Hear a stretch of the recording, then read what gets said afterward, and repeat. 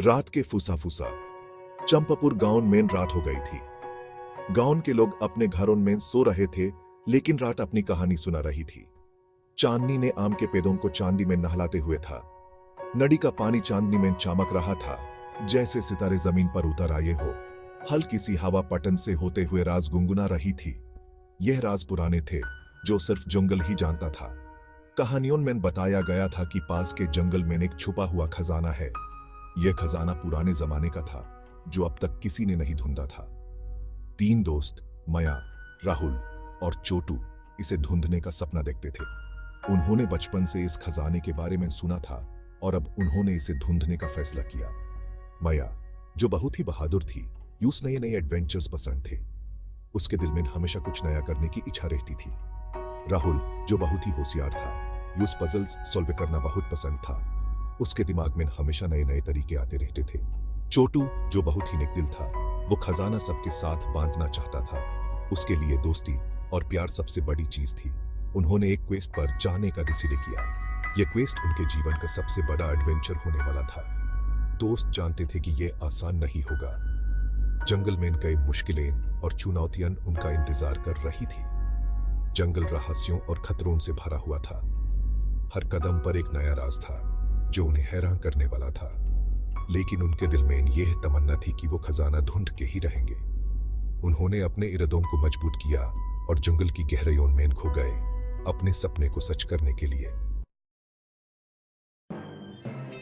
3 दोस्त निकले अपने मिशन पर। अगली सुबह सूरज ने उफुक से झांकना शुरू कर दिया। चिड़िया अपने खुशी के गीत गा रही थी।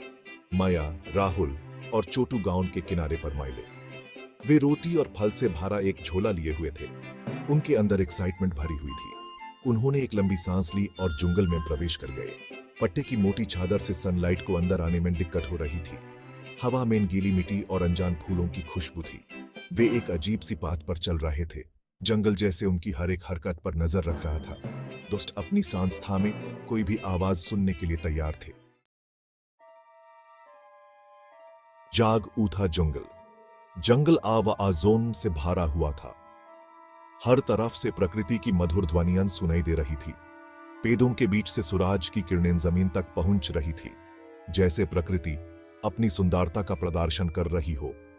बंदर पेड़ों की ऊंचाई से चिल्ला रहे थे। उनकी चीख पुकार से जंगल जीवंत हो उठा था। हर एक पेड़ पर, हर एक शक पर एक नया जीवन था। तोते उड़ते हुए चिल्ला रहे थे। उनकी चाचाहात से आसमान गूंज उठा था। हर एक पंख की फरफराहट में एक कहानी थी, एक गीत था जो सिर्फ जंगल ही समझ सकता था। पास ही एक धारा बह रही थी। उसका पानी 1000 हीरों की तरह चमक रहा था। उसकी शीतलता और सुंदरता ने जंगल को एक अलग ही रूप दे दिया था। धारा के किनारे बैठकर ऐसा लगता था जैसे समय था हार गया हो। माया ने एक हिरण को देखा, जिसकी आंखें बड़ी और कोमल थीं। उसने एक पल के लिए उन्हें देखा और फिर झाड़ियों में गायब हो गया। उसकी नरमी और सुंदरता ने माया को मंत्रमुग्ध कर दिया था। हर एक कदम पर जंगल अपनी नई कहानियां सुना रहा था। राहुल ने जंगली सुअरों के एक परिवार को जड़ों के लिए खुदाई करते हुए देखा। उनकी मेहनत और लगन देखकर राहुल को लगा जैसे वो भी इस जंगल का एक हिस्सा बन गया हो।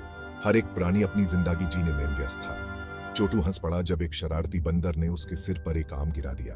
उसकी शैतानी और मासूमियत ने सबको हंसने पर मजबूर कर दिया। जंगल के हर कोने में एक नई मुस्कुराहट थी, एक नई खुशी थी। जंगल अजूबों से भरा था, लेकिन दोस्त जानते थे कि उन्हें अपने लक्ष्य से नजर नहीं हटानी चाहिए। वे छिपे हुए खजाने को खोजने के लिए दृढ़ संकल्पित होकर आगे बढ़ते रहे। हर एक कदम पर एक नई चुनौती थी, एक नया रहस्य था, लेकिन उनका हौसला और दोस्ती उन्हें आगे बढ़ने के लिए प्रेरित कर रही थी। जंगल के हर मोड़ पर एक नई कहानी थी, एक नया सपना था जो उन्हें अपने मंजिल तक ले जा रहा था। हिम्मत की आजमाइश। रास्ता और भी ऊपर की ओर जाता रहा। यह एक ऐसा मार्ग था जो न केवल शारीरिक बल्कि मानसिक साहस की भी परीक्षा ले रहा था। कांटेदार झाड़ियां उनके कपड़ों से चिपक गईं। हर कदम पर वे महसूस कर सकते थे कि प्रकृति की चुनौतियां उन्हें रोकने की कोशिश कर रही थी। दोस्तों को फिसलन भरे पत्थरों का उपयोग करके एक उफनती धारा को पार करना पड़ा। पानी की तेज धारा उनके साहस को परख रही थी, लेकिन वे एक दूसरे का हाथ थामे आगे बढ़ते रहे। माया ने आगे बढ़कर अगुवाई की, उसकी निगाहें खतरे को भांप रही थी। उसकी सतर्कता और नेतृत्व ने समूह को एकजुट रखा। राहुल ने चोटू को पार करने में मदद की, यह सुनिश्चित करते हुए कि वह फिसले नहीं। उनकी दोस्ती और सहयोग ने उन्हें हर मुश्किल को पार करने में मदद की। झाड़ियों में अचानक हुई सरसराहट ने उन्हें जड़ कर दिया। हर कोई अपनी जगह पर ठहर गया, यह सोचते हुए कि अब क्या होगा। अंधेरे से आंखों का एक जोड़ा उन्हें घूर रहा था। यह एक डरावना पल था जिसने उनके दिलों की धड़कनें तेज कर दी। माया ने एक कदम आगे बढ़ाया, उसका दिल तेज धड़क रहा था। उसकी हिम्मत और आत्मविश्वास ने उसे आगे बढ़ने के लिए प्रेरित किया। यह सिर्फ एक हानिरहित बिज्जू था जो घुसपैठियों के बारे में उत्सुक था। उसकी मासूमियत ने सभी को हंसने पर मजबूर कर दिया। वे सभी ने राहत की सांस ली और अपने रास्ते पर चलते रहे। इस अनुभव ने उन्हें सिखाया कि डर को कैसे मात दी जाए और एकजुटता की ताकत को पहचाना जाए। हर कदम पर वे और भी मजबूत होते गए और उनकी दोस्ती और भी गहरी हो गई। जैसे जैसे दिन चढ़ता गया, दोस्त थकते गए। उन्होंने अपनी रोटियां बांटी। हर निवाला उनकी दोस्ती की वजह से और मीठा लग रहा था। जब चोटू लड़खड़ा कर गिर पड़ा तो माया और राहुल उसे उठाने के लिए वहां थे। वे एक साथ हंसे, उनकी हंसी पेड़ों से गूंज रही थी।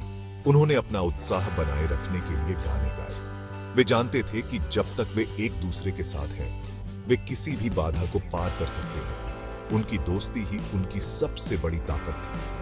इसने उन्हें अज्ञात का सामना करने का साहस और कभी हार न मानने का दृढ़ संकल्प दिया।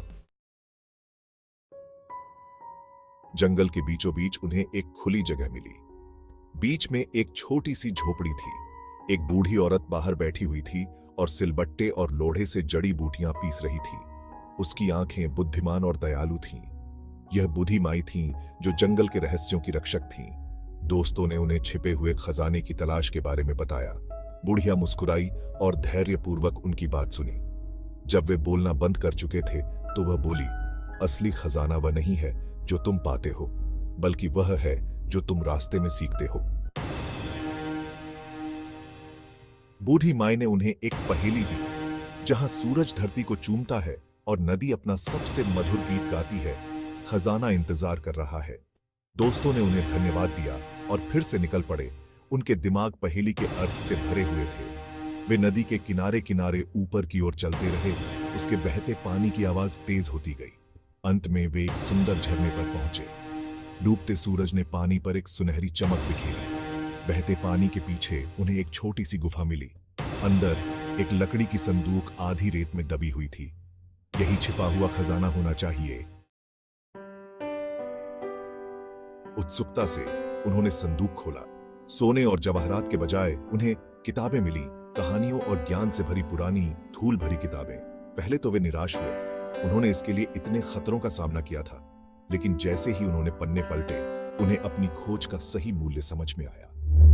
पुस्तकों में पिछली पीढ़ियों का ज्ञान, उनके पूर्वजों की कहानियां और प्राकृतिक दुनिया के रहस्य थे। यह किसी भी सोने या कीमती पत्थरों से कहीं अधिक मूल्यवान खजाना था।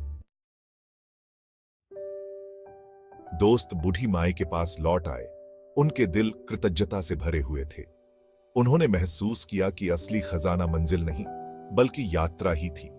उन्होंने अपने डर का सामना किया था, अपनी दोस्ती को मजबूत किया था और माप से परे ज्ञान प्राप्त किया था। बूढ़ी माई मुस्कुराई। उसकी आंखें चमक उठी। वह जानती थी कि उन्होंने अपने साहसिक कार्य का सही अर्थ जान लिया है। सबसे बड़ा खजाना, उसने कहा, वह ज्ञान है जिसे हम अपने दिल में रखते हैं। जैसे ही चांद निकला, पेड़ों के माध्यम से लंबी परछाई पड़ रही थी। दोस्तों ने चंपापुर वापस जाने का रास्ता बना लिया। वे पुस्तकों को सावधानी से ले गए, यह जानते हुए कि उनके पास एक समृद्ध और अधिक सार्थक जीवन की कुंजी है। उन्होंने भौतिक धन की तलाश में अपनी खोज शुरू की थी। वे कहीं अधिक महान चीज के साथ लौटे, साहस, दोस्ती और ज्ञान के खजाने। ये ऐसे खजाने थे जिन्हें वे हमेशा अपने साथ रखेंगे, जो उन्हें रहस्यमय जंगल में उनके साहसिक कार्य की याद दिलाते हैं।